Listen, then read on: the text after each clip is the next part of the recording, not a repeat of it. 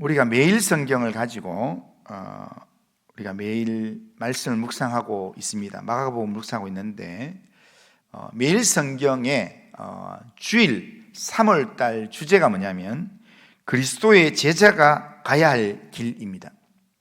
그리스도의 제자가 가야 할 길로서 제일 첫 주에 우리가 가졌던 주제가 뭐냐면은 욕망이 아니라 신앙으로 주님을 따르는 삶을 살아야 된다라는 겁니다.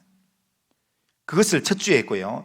두 번째 주에는 내 영광이 아니라 섬김으로 주를 따르는 삶을 살아야 된다라는 것을 우리가 말씀 묵상했습니다. 그리고 우리가 오늘 세 번째 붙들어야 될 내용으로 그리스도의 제자가 가야 할 길로서 세 번째 내용은 사람의 시선을 두려워함이 아니라 하나님을 두려워함으로 주님을 따르는 삶을 살아야 된다라는 내용입니다. 자, 한번 따라해 보겠습니다. 주님의 제자는 사람이 아니라 하나님을 두려워함으로 주님을 따라가야 합니다.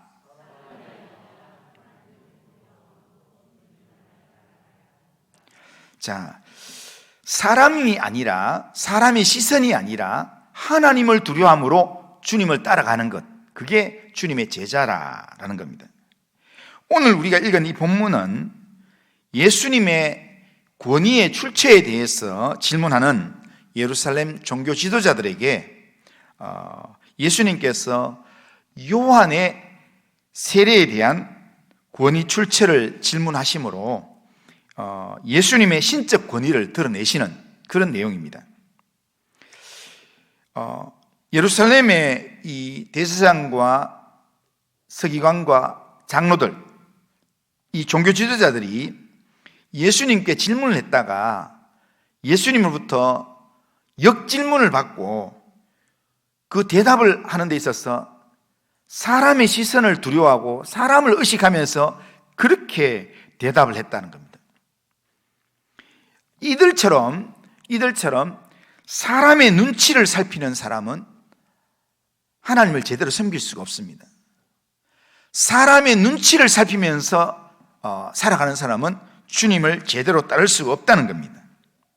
오늘 본문을 통해서 자기의 기득권을 잃지 않기 위해서 욕심을 부리고 사람들의 눈치만 살피는 예루살렘 종교 지도자들의 이런 악하고 어리석은 모습을 우리가 한번 보면서 우리가 그리스도를 따르는 제자로서 어떻게 살아야 될 건가, 이것을 생각해 보겠습니다. 우리가 오늘 본문을 통해서 우리가 먼저 생각해야 될 것은 예수님의 권위의 출처에 대해서 질문하는 당시 예루살렘의 종교 지도자들의 모습입니다. 오늘 본문에 나오는 대제사장들, 서기관들, 장로들은 이 사람들, 이 표현 자체가 뭐냐면 예루살렘에서 이스라엘의 종교적인 최고의 권위를 가진 산헤드린 공회원이라 할 수 있습니다. 이들은 당시 성전 제사를 책임지면서 모든 권위가 자신들한테 있다라고 생각하는 사람들이었습니다. 하나님이 자기들한테 신적 권위를 줬다라고 생각했습니다. 그래서 그 권위를 가지고 그들은 성전 뜰에서 비둘기 파는 사람들, 각종 제사에 필요한 짐승 파는 사람들이 성전 뜰에서 장사를 하도록 그렇게 그들이 허용을 했습니다. 그리고 성전에 헌금을 할 때는, 성전에 세금을 낼 때는, 교회 헌금을 할 때는 로마의 이 가이사 형상이 있는 걸로 하면 안 된다 해가지고 따로 이 성전에서 사용하는 세계를 만들어서 그걸 바꿔주는 이 환전 상인들을 성전 뜰에 두고 그걸 하도록 만들었습니다. 환전을 할 수 있도록 만들었습니다.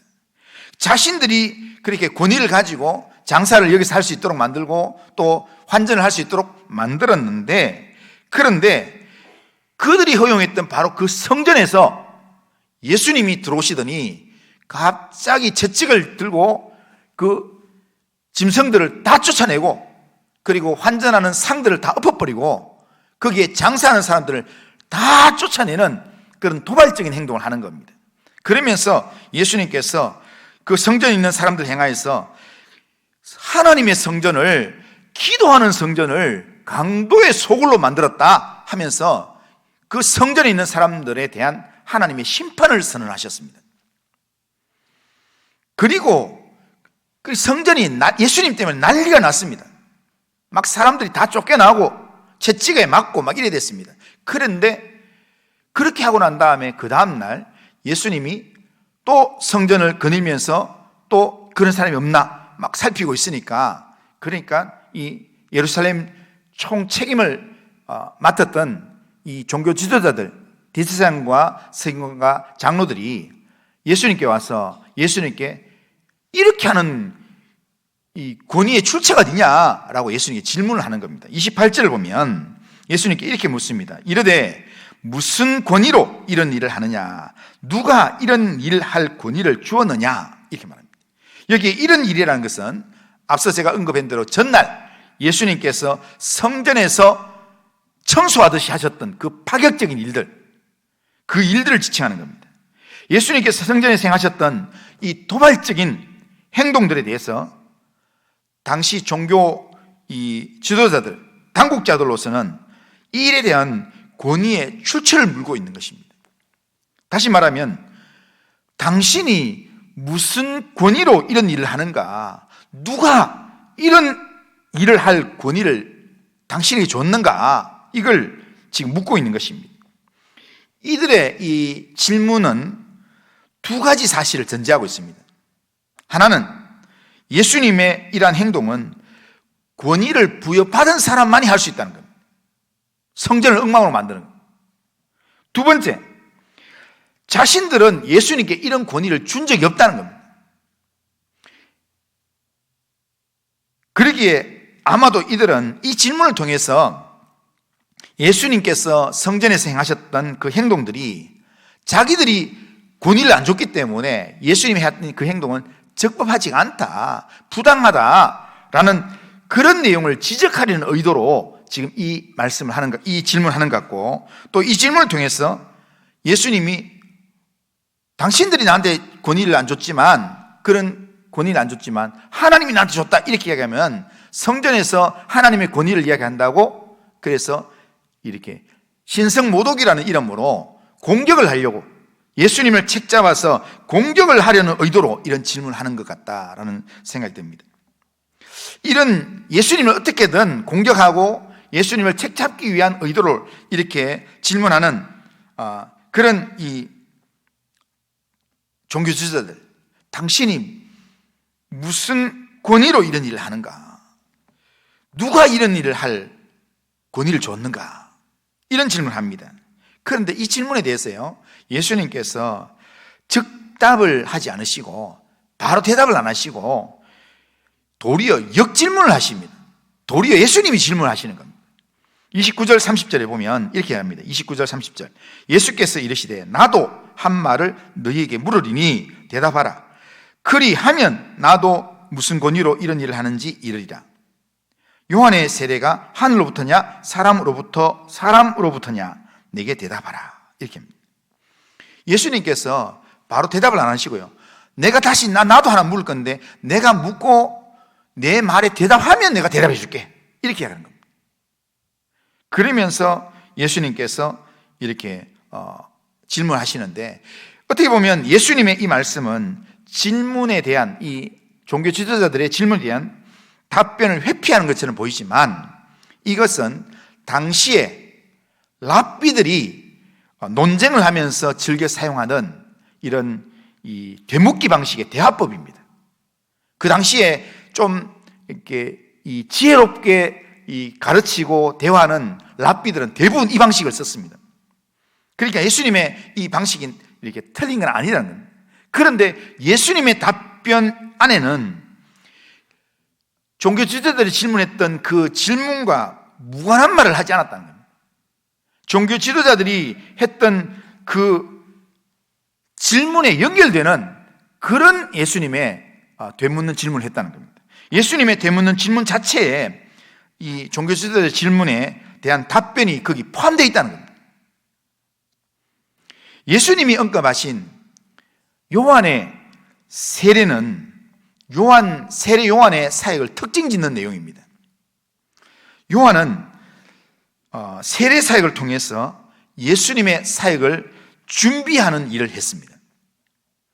그리고 요한은 구체적으로 예수님을 소개하면서 예수님을 자기보다 월등하게 능력이 많으신 분이다 라고 이야기하면서 자기는 지금 물로 세례를 베풀지만 내 뒤에 오시는 예수님은 성령으로 세례를 베풀 뿐이다 라고 예수님을 하나님의 아들로 소개하면서 세례 요한이 세례를 베풀었다는 겁니다. 그러니까 이 세례 요한의 이 세례에 대한 권위가 세례 요한의 세례에 대한 권위에 대한 평가는 누구하고 연결되는가 하면 세례 요한이 소개했던 예수님의 권위와 연결된다는 겁니다. 그러니까 세례 요한의 이 세례에 대한 권위를 인정한다면은 세례 요한이 그 뒤에 세례를 베풀면서 말했던 그 말도 인정해야 된다는 겁니다. 그러면 예수님이 신적 권위를 가진 하나님의 아들이라는 것을 인정할 수밖에 없다는 겁니다. 그러니까 이처럼 묻는 말에 대답을 안 하고 역질문하는데 역질문 그게 딱 전곡을 찌르는 그런 질문을 딱 던지는 겁니다.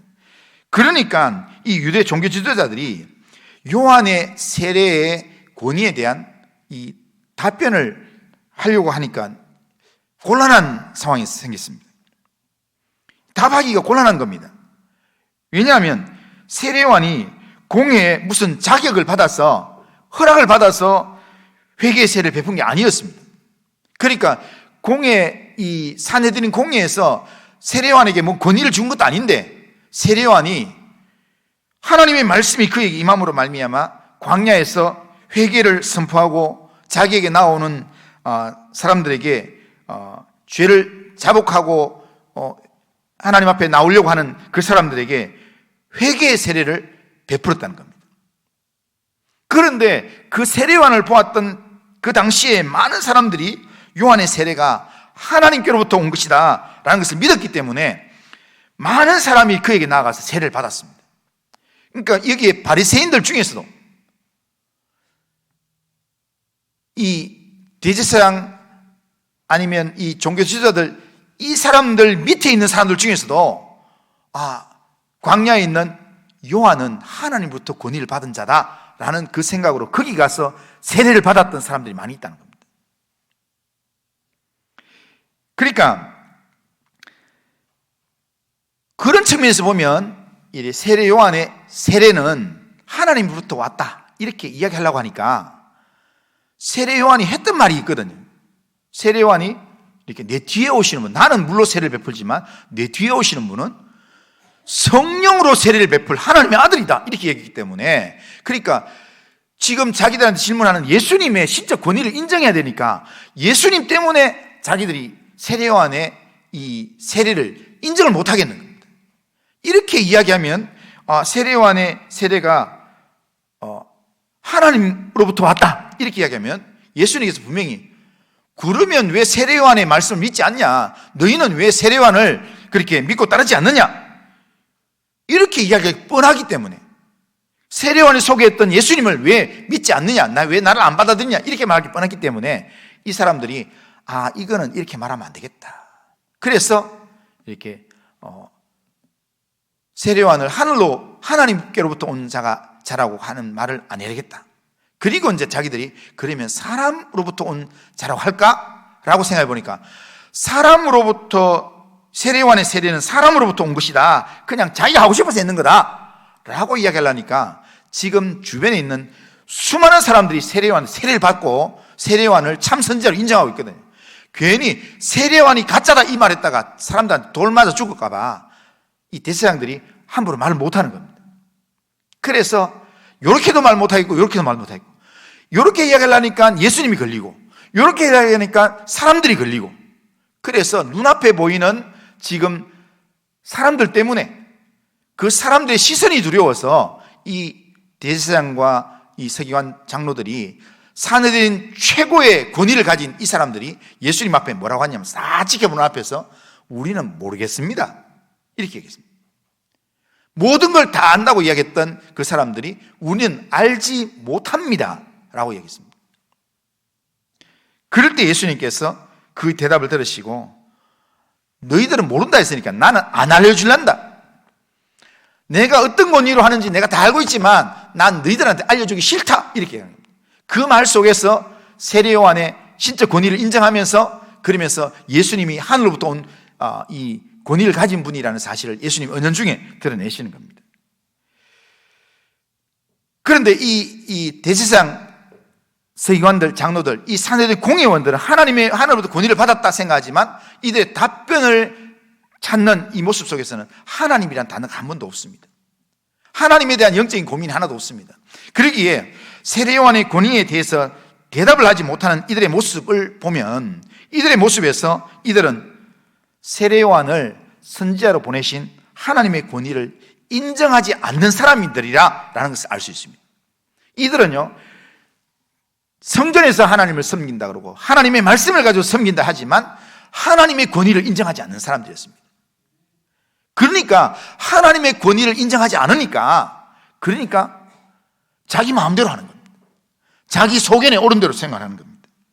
하나님의 권위를 인정하지 않는 사람은요, 아무리 성전에서 사람들의 주목을 받고 사람들이 존경하고 높은 자리에 앉아서 권위적인 그런 행동을 한다 할지라도 그 권위는 하나님과 전혀 상관없는 가짜 권위입니다. 아무리 하나님의 말씀을 전하는 목사라 할지라도, 목회자라 할지라도, 아무리 하나님의 말씀을 전하는 목회자라 할지라도 하나님의 권위를 인정하지 않는 사람은 그건 가짜입니다.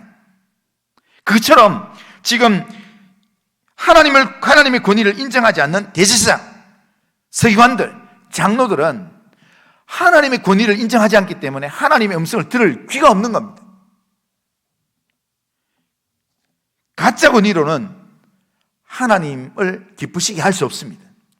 가짜 권위로는 하나님의 뜻을 이룰 수가 없습니다.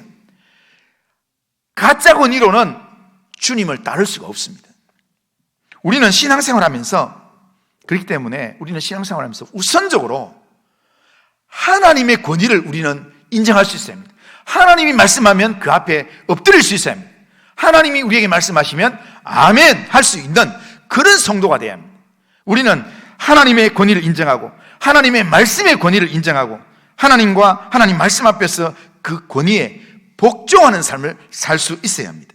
우리가 아무리 기고만장하고 아무리 우리가 큰 소리 치더라도 하나님이 말씀하십니다, 하나님의 말씀이 내게 이렇게 이야기합니다 하면 그 앞에 아멘, 주의 말씀대로 이루어지길 원합니다 라고 엎드릴 수 있는 것, 그게 하나님의 권위를 인정하는 사람의 모습입니다. 우리가 그렇게 살 때 우리를 통해서 하나님의 뜻이 드러나고 우리를 통해서 하나님의 영광이 드러날 줄로 믿습니다. 그리스도를 따르는 제자는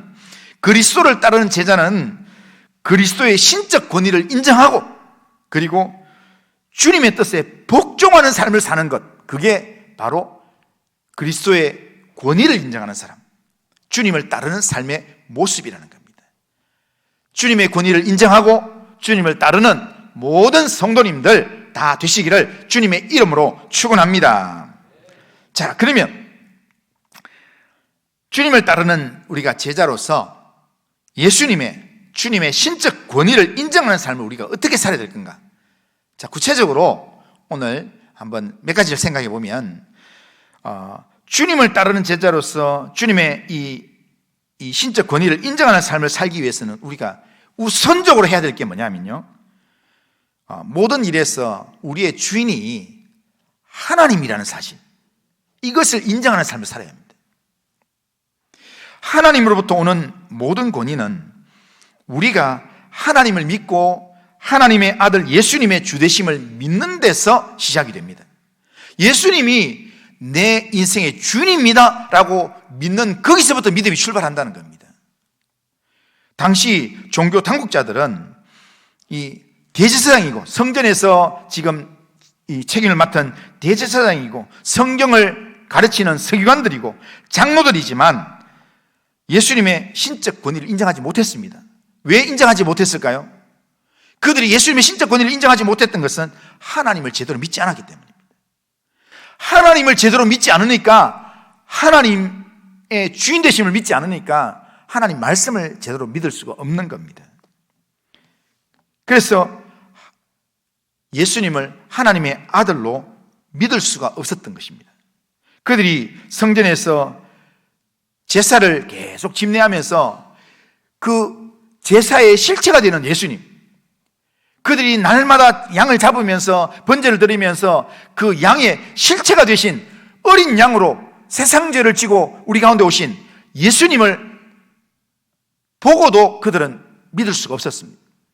영적인 눈이 열려서 하나님의 영적인 권위를 인정하고 하나님의 주인 되심을 인정하는 세례요한은 예수님을 처음 봤지만 예수님을 보자마자 보라, 세상 죄를 지고 하는 하나님의 어린 양이로다 라고 알아봤습니다. 예수님을, 하나님을 우리의 인생의 주인으로 제대로 모시지 않으면 아무리 성전에서, 아무리 교회 안에서 예배를 수도 없이 드리고 헌금을 하고 봉사를 한다 할지라도 그렇게 하지만 그러나 하나님을 제대로 믿지 못한다는 겁니다. 하나님을 제대로 주인으로 믿지 못하면 하나님의 말씀이 들리지 않습니다. 그러면 거기에서의 섬김의 자리는 그냥 자기 자리를 지키기 위한 도구로만 그렇게 살아간다는 겁니다. 목사도요, 이렇게 참 훌륭한 목사님들이 있는 반면에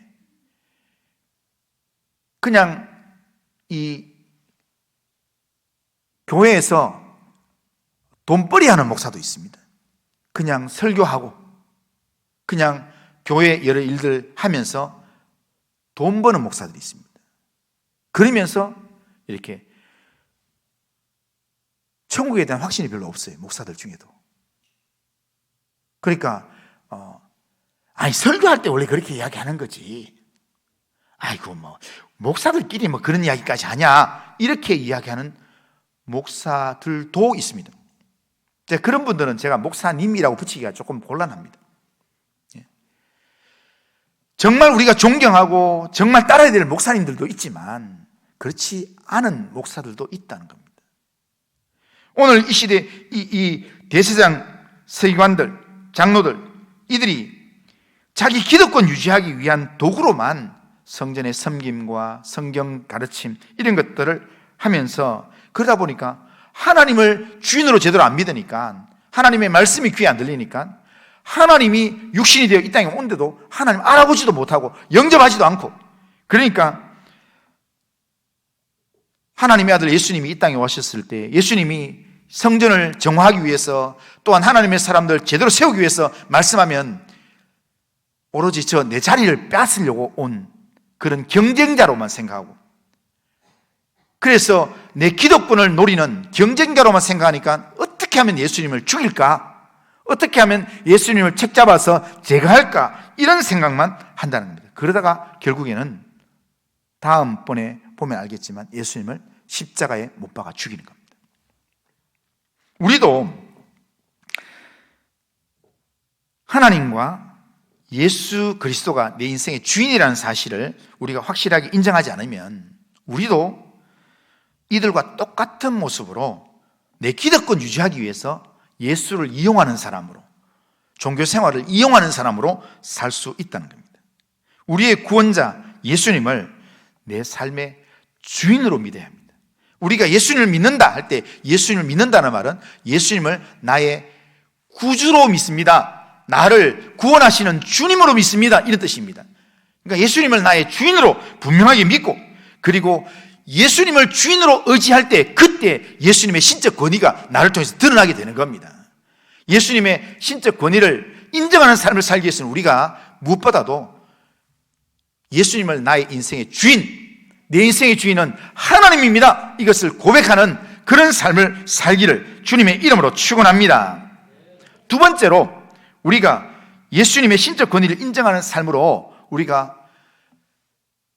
예수님이 내 인생의 주인이라면 그러면 우리가 누군가를 우리가 분명히 고백해야 합니다.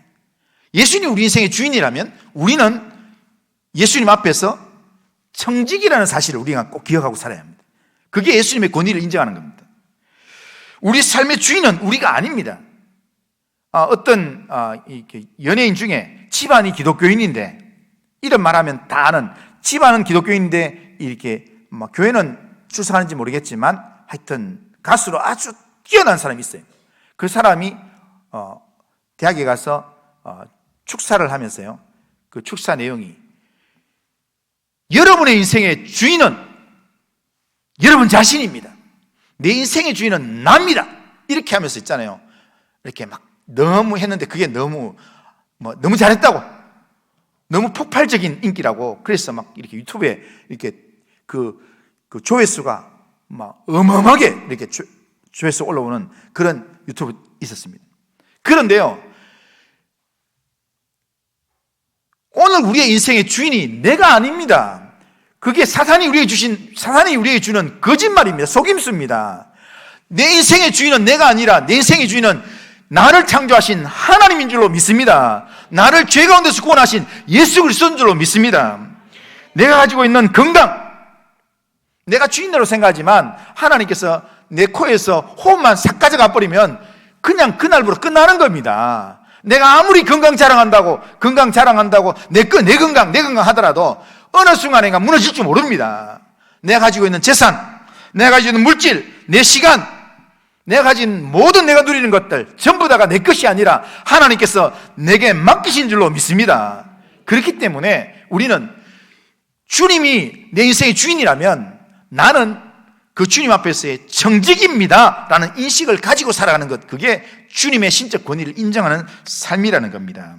그런데 지금 우리가 내가 가진 것이 내 것이라고 고집하는 순간, 내가 가진 것, 내가 누리는 것, 모든 것 내 거다라고 생각하는 그 순간부터 우리 인생은 꼬이게 되어 있습니다. 사단이 역사하게 되기 때문입니다. 마가복음 12장, 오늘 본문 뒷장에 나오는, 원래 이렇게 말씀 묵상해서 같은 본문으로 되어 있는데요, 그런데 오늘 너무 길어서 제가 이제 11장만 했는데 12장, 그게 포도원 농부에 비유해서 악한 농부들이 포도원 주인이 지금 종들을, 소출을 얼마를 받기 위해서 종들을 보냈는데 종들을 괴롭히고 때리고 죽이고 나중에는 아들을 죽입니다. 왜 그렇게 했습니까? 포도원 이 농부들이, 포도원을 맡았던 농부들이 왜 포도원 주인이 보낸 종들을 때리고 괴롭히고 그리고 죽이고 결국에는 그 주인의 아들까지 죽이게 되었을까요? 왜 그렇게 했을까요? 이유가 뭐냐면 자기들이 포도원에서 몇 년 일하다가 포도원에서 결실을 얻고 일하다 보니까 이게 자기 것인 줄 안다는 겁니다. 자기들이 거기에 주인이 맡긴 품꾼이라는 사실을 잊어먹었다는 겁니다. 자기들이 청직이라는 사실을 잊어먹었다는 겁니다. 청직이라는 사실을 잊어먹고 결실을 얻으니까 이게 내 건 줄 알고 욕심이 생기니까 이걸 지키기 위해서 종들을 때리고 돌려보내고 하다가 나중에 주인의 아들이 오니까 주인 아들 없애면 이거 전부 진짜 우리 거 되겠다, 이렇게 생각한다는 겁니다. 대제사장과 서기관들, 당시의 장로들도 성전 제사 의식을 그들이 맡았는데요, 이들에게 성전 제사 의식을 맡긴 분이 누구냐? 하나님이 맡겼습니다. 예? 하나님이 많은 사람 중에서 아론에게 그 일을 맡겼고, 그리고 많은 사람 중에서 아론의 그 자녀들에게, 그 후손들에게, 레위 지파들에게 그 일을 맡겼습니다. 하나님이 맡기신 겁니다. 그런데 이들이 성전에서 오래 섬기면서 백성들의 존경받고 성전의 삶을 막 누리다 보니까 이게 자기 것인 줄 아는 겁니다. 그래서 자기 마음대로 하는 겁니다. 그래서 하나님을 잊어버린다는 겁니다. 주인이신 하나님 잊어버렸다는 겁니다. 그래서 하나님께서 이들의 생각을 깨우치기 위해서 선지자를 보내면 선지자들이 말을 안 들어요. 그래서 선지자들을 때리고 선지자를 죽이고, 그래서 하나님께서 또 다른 선지자를 보내고 또 다른 선지자를 보내고, 그래도 안 되니까 하나님께서 안 되겠다, 하나님의 아들을 직접 보내는 겁니다. 그게 바로 임마누엘의 사건입니다. 그러나 하나님의 아들이 와서 말씀하시는데도 알아보지도 못하고 오히려 내 기득권을 빼앗는 경쟁자구나 생각해서 지금만 제가 하면 이거 전부 다가 우리 거 된다라는 생각에 그들이 결국 하나님의 아들을 죽이는 계획을 하고 결국 죽이는 그런 일들까지 하게 된다는 겁니다. 우리가 하나님 앞에서, 하나님이 내 인생의 주인이라면 나는 하나님 앞에서 청직입니다, 이 의식을 우리는 항상 가지고 살아야 합니다. 오늘 내 인생에 내가 누리고 있는 모든 것들의 주인은 주님이십니다. 그 주님 앞에 내가 누리는 모든 것들을 내가 관리하는 나는 청직입니다. 이런 의식을 가지고 살아가는 것, 그게 주님의 신적 권위를 인정하는 삶을 살아가는 삶입니다. 그게 제자의 삶이라는 겁니다. 우리가 하나님 앞에서 보냄을 받은 청지기로서 우리가 내 시간도 하나님 앞에서 관리하고, 내 건강도 하나님 앞에서 관리하고, 내 물질도 하나님 앞에서 관리하면서 청지기로서의 삶을 살아가는 성도님들 다 되시기를 주님의 이름으로 축원합니다. 자, 세 번째로 우리가 예수님의 신적 권위를 인정하는 삶을 살기 위해서는 우리가 하나님의 청지기로서 뭘 해야 되는가? 청지기가 잘해야 될 게 뭐냐면요, 말씀에 순종하는 삶을 다 살아야 합니다. 나는 주님이 내게 주인이시고 나는 주님의 청지기입니다. 말만 하는 게 아니라 그 말을 했다면 그 말에 따라서 말씀에 순종하는 삶을 사는 것, 그게 권위를 인정하는 겁니다. 예수님의 신적 권위를 인정하는 사람은 예수님 누군가, 예수님이 어떤 능력을 가지시는가, 그걸 아는 것만으로 충분하지 않습니다. 아는 것보다 더 중요한 것은 예수님께 어떻게 순종할 건가, 이걸 생각하면서 예수님께서 내게 말씀하신 그 말씀에 실제적으로 순종하려고 믿음의 걸음을 옮기는 것, 그게 주님의 권위를 실제로 인정하는 모습이라 할 수 있습니다. 예수님의 비유 속에서 그런 이야기 있습니다. 두 아들이 있는데 아버지가 오늘 밭에 가서 일 좀 해라 했더니 큰아들은 예 가겠습니다 하고는 아침에 가다가 새끼로 빠져가 딴 데가 놀고 일 안 했어요. 그런데 둘째는 싫어요, 안 가요. 맨날 나한테만 일 시켜요. 안 간다 했다가 그러다가 조금 생각하니까 아버지한테 내가 너무 했나 보다, 내가 일하러 가야지 해서 일하러 갔습니다. 누가 의롭다고 이렇게 아버지가 인정하는가? 예수님께서 비유 속에서 이야기하는 게 둘째 아들이 인정하는 것. 결국에는 아버지의 말씀대로 순종함으로 행동에 옮기는 것, 그게 아버지의 권위를 인정하는 모습이다라는 겁니다. 그러기에 우리는 하나님께서 우리에게 원하시는 예수의 신적 권위를 인정하는 그런 삶으로 주님이 우리에게 원하시는 것은 말씀에 귀를 기울이고 그 말씀에 순종하는 삶을 사는 것, 그것을 원한다는 겁니다. 아브라함이 어떻게 복을 받았습니까? 아브라함이 하나님의 말씀에 순종할 때 믿음의 조상이 되었습니다. 출애굽한 이스라엘 백성들이 순종할 때 홍해를 건널 수 있었습니다. 순종할 때 순종하고 요단강이 들어갈 때 요단강이 갈라지는 그런 마른 땅을 걷는 기적을 경험하게 되었습니다. 순종할 때 오병이어의 기적을 예수님의 제자들이 체험하게 되었습니다. 순종할 때 물이 포도주가 되는 역사를 체험하게 되었습니다. 성경의 역사는 다 순종의 역사입니다. 순종할 때 놀라운 하나님의 역사가 나타난다는 겁니다. 하나님의 말씀은 왜 주셨을까요? 순종하라고 주셨습니다. 하나님께서 우리에게 말씀을 깨닫게 하실 때 왜 깨닫게 하실까요? 순종하라고 우리에게 깨닫는 말씀을 주시는 겁니다. 예수님의 신적 권위를 인정한다면 우리가 주님의 말씀에 순종하는 삶을 살아야 될 줄로 믿습니다. 마지막으로 우리는 예수님의 신적 권위를 인정하는 사람으로서 말씀을 순종하는데 우리가 예수님의 신적 권위를 인정한다면 오늘 이 설교 제목처럼 사람의 시선을 두려워하는 게 아니라 누구를 두려워야 된다고요? 하나님을 두려워함으로 순종해야 된다는 겁니다. 우리가 똑같은 일을 하더라도 사람의 시선 때문에 남들이 나보고 어떻게 할까, 어떻게 말할까, 어떻게 볼까, 이런 것으로 일을 하면 하나님 앞에서는 하나도 계산이 되지 않습니다. 하나님은 뭘 보시는 하나님이냐면 우리의 중심을 보시는 하나님이십니다. 그렇기 때문에 우리가 하나님을 경외함으로, 하나님을 두려워함으로, 하나님을 의식함으로 우리가 하나님의 말씀에 순종할 때 하나님은 그 순종을 하나님께서 영광으로 받으시는 줄로 믿습니다.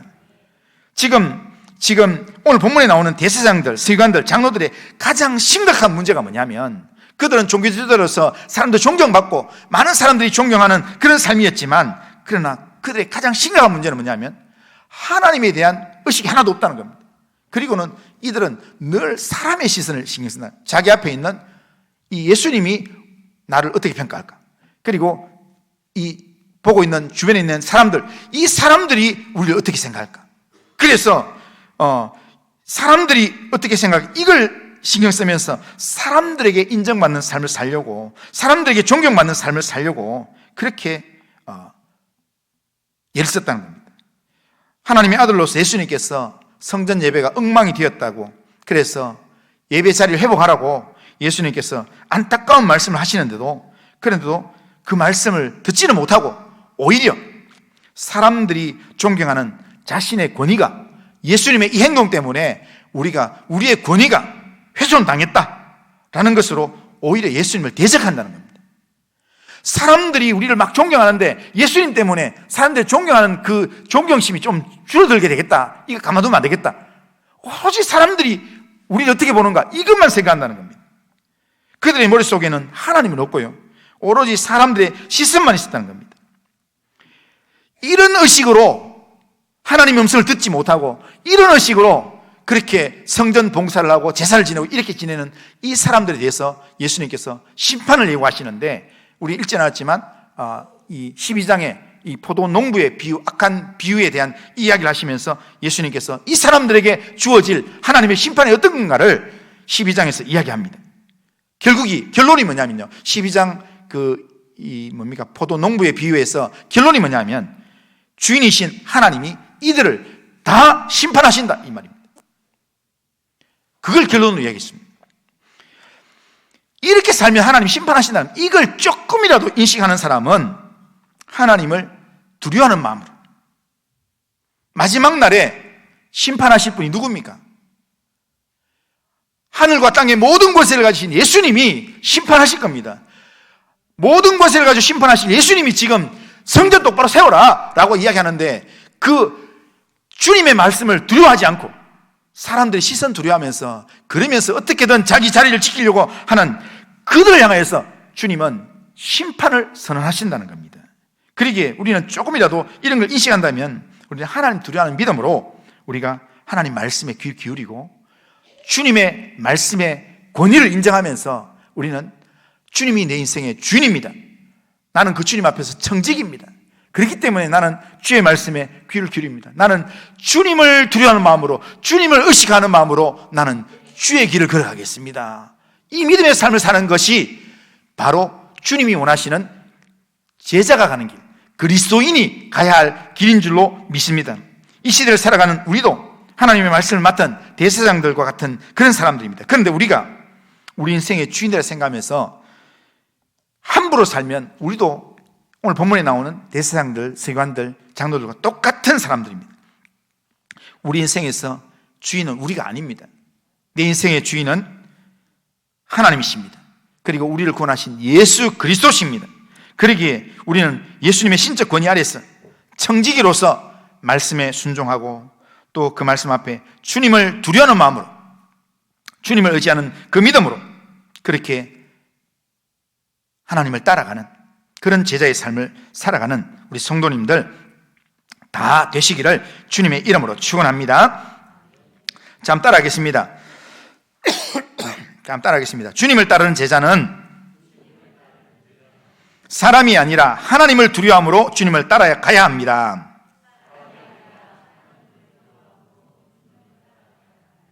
자, 사람이 아니라 하나님을 두려워함으로 주님을 따라가는 우리 모든 성도님들 다 되시기를 주님의 이름으로 축원합니다. 자, 우리 다 같이 일어나셔서 자, 찬송가 449장입니다. 449장 우리가 찬송 다 부르지 말고요. 자, 1절, 5절 하겠습니다. 1절, 5절. 자, 1절, 5절. 자.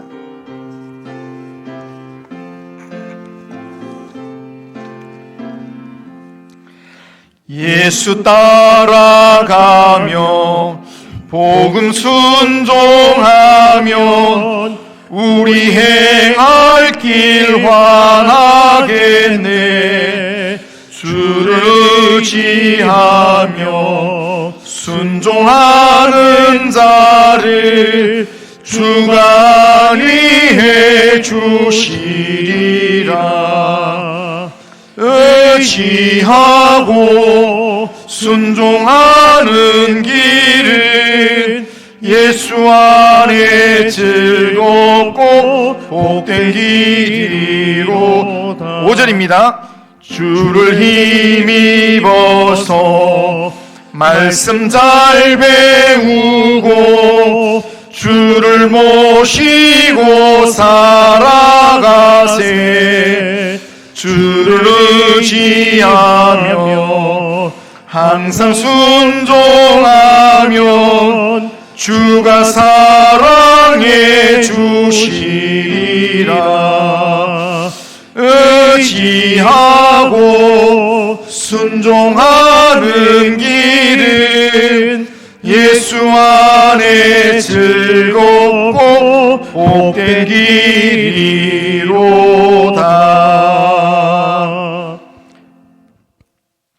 자, 우리 결심문 우리 같이 한번 읽겠습니다. 설교를 정리하면서 우리 결심문 같이 한번 읽어보겠습니다. 시작. 전능하신 하나님, 주님을 따르는 제자로서 예수님의 신적 권위를 분명하게 인정하여 그 권위에 순종하는 자로 살아가겠습니다.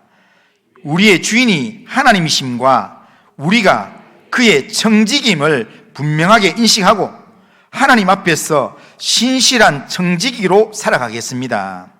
주님의 제자로서 사람이 아니라 하나님을 두려워함으로 말씀에 순종하며 주님만 따르는 삶을 살아가게 하옵소서. 아멘. 예수님을 따라가는 삶에는 반드시 하나님의 응답이 있습니다. 우리의 길을 환하게 하시는 하나님의 복이 있습니다. 그 삶을 살기 위해서는 우리가 말씀을 들은 대로 우리가 결단을 해야 합니다. 오늘 이 시간 한 3문장 정도 아니면 한 30초 정도만 이 내용, 오늘 지금 자막에 나와 있는 이 내용 가지고 하나님, 내가 주님을 따르는 제자로서 내가 이렇게 살아가겠습니다. 이렇게 살 수 있도록 하나님 내게 은혜를 베풀어 주시옵소서. 그렇게 한번 결심하면서 간단하게 우리 같이 한번 기도하겠습니다. 같이 한번 기도합니다. 거룩하신 하나님 아버지, 주님을 따르는 제자로서 우리의 구원자로신 예수님의 신적 권위를 분명하게 인정하면서 그 권위에 순종하는 자로 살아가겠습니다. 주님이 우리 인생의 주인이시며 우리가 주님의 청지기라는 사실을 분명히 인식하고 그 앞에서 신실한 청지기로 살아가겠습니다. 하나님, 주님의 제자로서 하나님을 두려워함으로, 사람이 아니라 사람의 시선이 아니라 하나님을 두려워함으로 말씀에 순종하고 하나님 말씀을 따라가는 그런 믿음의 삶을 살 수 있도록 하나님 도와주시고 주님 인도하여 주시옵기는 합니다. 우리 성도들 모두에게 성령의 은혜로 함께 하시고 주님 따른 제자의 삶을 살도록 인도하여 주옵소서.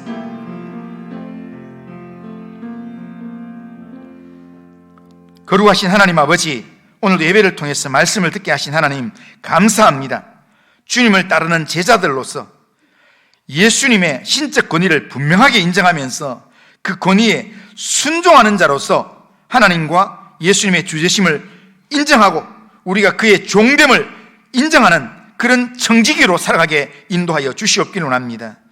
주님을 따르는 제자로서 사람의 시선 너무 의식하지 않게 하시고 하나님을 두려워하는 믿음으로 하나님의 말씀에 귀를 기울이고 그 말씀에 온전히 순종하는 삶을 살 수 있도록 인도하여 주시옵기를 합니다. 그래서 우리의 삶을 통해서 하나님의 영광이 드러나게 하시고 하나님의 선한 뜻이 세상 가운데 나타나도록 인도하여 주옵소서. 예수님의 이름으로 기도드리옵나이다. 아멘. 우리 주 예수 그리스도의 은혜와 하나님 아버지의 사랑과 성령의 교통하심이 주님을 따르는 제자로서 예수님의 신적 권위를 분명하게 인정하여 그 권위에 순종하는 자로 살며 우리의 주인이 하나님이심과 우리가 그의 종됨을 청지기임을 분명히 인식하고 하나님 앞에서 신실한 청지기로 하나님을 두려워함으로 말씀에 순종하면서 믿음의 삶을 살기를 원하는 이 자리에 있는 모든 주의 백성들 심령과 가정과 행하는 일들과 기도하는 제목들 위해 우리 교회 위에 이 나라와 민족 위에 이제로부터 영원토록 함께 있을지어다. 아멘.